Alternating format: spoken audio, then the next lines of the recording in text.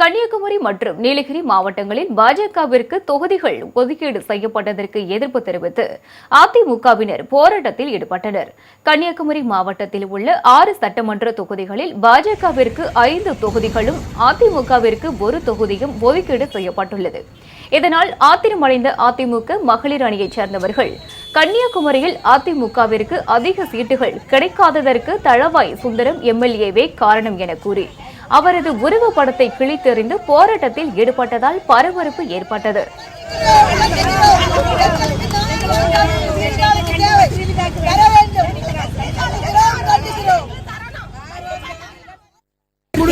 எடப்பாடி ஐயா கவனத்திற்கு ஸ்ரீலதாக்கு இந்த நாகர்கோவில் கண்டிப்பா ஐயா பிடித்தே ஆகணும்.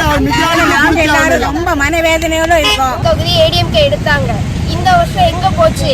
இந்த 5 வருஷத்துல உழைச்சிருக்கோம். எவ்வளவு கொடுக்க முடியுமோ அவ்வளவு உழைச்சிருக்கோம். ஒரே ஒரு தொகுதி வாங்கிட்டு வந்திருக்காங்க. மீதி 2 தொகுதி எங்க போச்சு?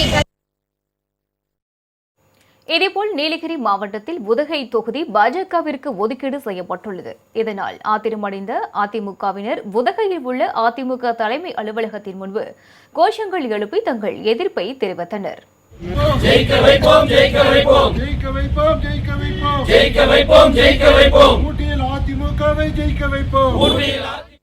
நீலகிரி இந்த உதகமண்டல சட்டமன்ற தொகுதியிலே கழக வேட்பாளர் வெற்றி பெறுகின்ற வாய்ப்பு பறிபோவதனை கழக நிர்வாகிகளும் பொதுமக்களும் வருத்தத்தை பதிவு செய்கின்ற ஒரு நிலை ஏற்பட்டிருக்கின்றது.